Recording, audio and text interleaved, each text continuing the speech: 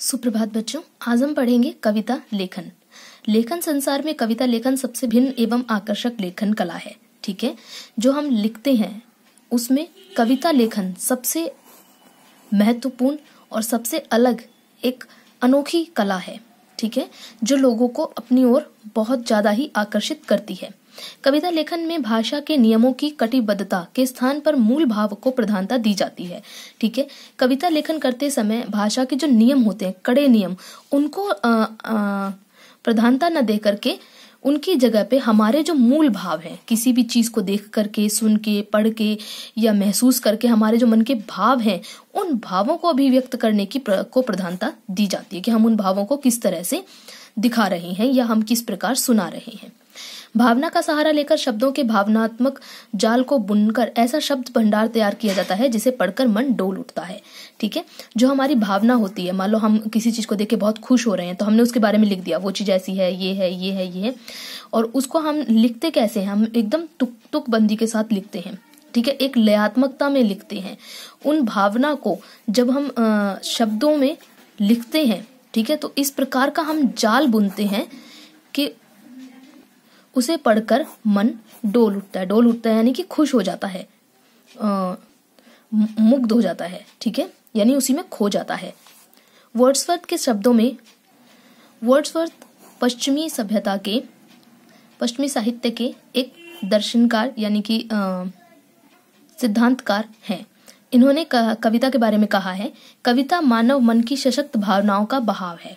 ठीक है, जो कविता है वो मानव मन यानी हमारे मन की सशक्त भावनाओं, जो हमारी मजबूत भावनाएं होती हैं, उनका एक बहाव है। ठीक है, इसमें कविता में क्या होता है, मनुष्य जो होता है अपने मन के भावों को बहाता रहता है।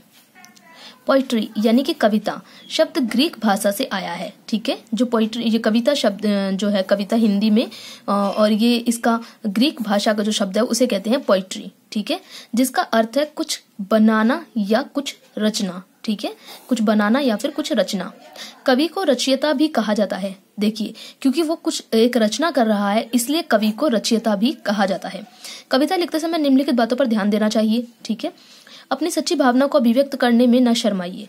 हमारे मन में जो भी भावनाएं हैं, जैसी भी भावनाएं हैं, हमें वैसी ही अभिव्यक्त करनी चाहिए। ऐसा नहीं है कि हमारे मन में किसी चीज को देख के खुशी की भावना आ रही है और हम ये सोचे कि अरे यार, अगर मैंने इसको खुशी भावना को जाहिर किया तो सामने वाला मेरे पे हंसेगा कि तेरे को इसको देख के खुशी हो रही है।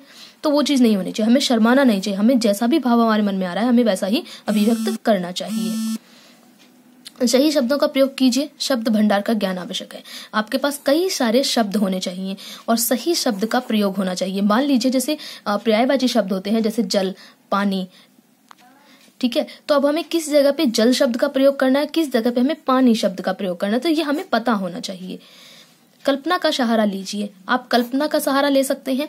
आप अपने मन से ही कोई भी एक नई चीज बना सकते हैं। जैसे मान लीजिए आपने ये एक सूरज के बारे में एक कविता लिखनी शुरू करी, जिसमें आपने, जैसे मान लीजिए चंदा मामा के लिए एक कविता होती है। अब उनको हम मामा कहते हैं, बच्चे कहते हैं चंदा मामा दूर के, पुए पकाए बूर के। ठीक है, आप खाएं थाली में, मुन्ना खाए प्याली में।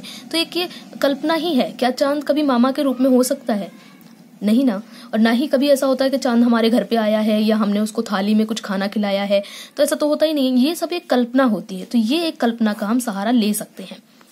तुकांत शब्दों का प्रयोग प्रभावशाली रूप में कीजिए। ठीक है, तुकांत शब्द क्या होते हैं? वे शब्द, जैसे मान लीजिए हमने पानी शब्द का प्रयोग किया। अब पानी का तुकांत क्या होगा? पानी, वानी। ठीक है, या फिर नानी। अब जैसे शिवानी किसी बच्ची का नाम है और उसके बारे में हम बोलें कि शिवानी रानी बड़ी सयानी, पीले दूध बता दे पानी। अब देखो, रानी, शयानी, पानी, ये सभी क्या है? तुकांत शब्द हैं। तो इसी प्रकार हमें तुकांत शब्दों का प्रयोग करना होता है। काव्यमयी भाषा का प्रयोग कीजिए। भाषा ऐसी होनी चाहिए जो कि लयात्मक हो, जो गाई जा सके। जैसे भी मैंने बोला, शिवानी रानी बड़ी सयानी, पीले दूध बता दे पानी, तो एक काव्यात्मकता है। तो ये गाने जैसा होता है एक तरह से। अंतिम पंक्ति में कोई संदेश दीजिए। जो सबसे आखिरी की पंक्ति हो, ठीक है, उनमें कोई संदेश होना चाहिए। जैसे कबीर के दोहे होते हैं या रहीम के दोहे होते हैं, तो उनमें आपने देखा होगा कि 3-4 लाइनों के बाद जो आखिरी की पंक्तियां होती हैं उनमें कोई ना कोई संदेश छिपा होता है, जिसमें बताता है कि कहे रैदास, कहे कबीर, इस तरह से वो अपनी कुछ बात बताते हैं। तो वो संदेश होना चाहिए हमारी अंतिम लाइनों में। कविता को लिखकर बार बार पढ़िए। कविता को लिखने के बाद हमें उसे बार बार पढ़ना चाहिए, क्योंकि हम जितनी बार पढ़ेंगे उतनी बार हमें उसमें कोई ना कोई गलतियां मिल जाती हैं कि हाँ यहाँ पे ये गलती है, तो यहाँ पे ऐसा नहीं, ऐसा होना चाहिए था। जब हम पढ़ेंगे तभी तो हमें पता चलेगा कि हमारी क्या गलतियां आ रही हैं। तो इसलिए हमें बार बार पढ़ना चाहिए कि वो सही है या नहीं। कविता लिखने का सतत अभ्यास करते रहिए, ठीक है। कविता लिखने का क्या, हमें बार बार अभ्यास करते रहना चाहिए, जिससे क्या है हमारी कविता लेखन जो कला है वो और भी सशक्त हो जाती है और भी मजबूत हो जाती है। उदाहरण के लिए देख लेते हैं, जैसे सफलता मिलकर रहेगी, समझ लो संकल्प का बल, हृदय ने जब जीत मानी, हर समस्या हो गई हल। अब देखो बल और हल। कठिन है यदि काम कोई, देख जिसको आंख रोई, हाथ बोले श्रम संभालो, हृदय से भय को निकालो। देखो संभालो, निकालो, कोई, रोई। काम हो जाता सरल जब परिश्रम का मिल जाता बल, आज ही उठकर खड़ा हो, मत कह कि करूंगा कल। ठीक है। अब देखो यहाँ पे संदेश क्या मिल रहा है। संदेश ये कह रहे हैं कि आज ही खड़ा हो जा, ये मत कह कि कल करूंगा।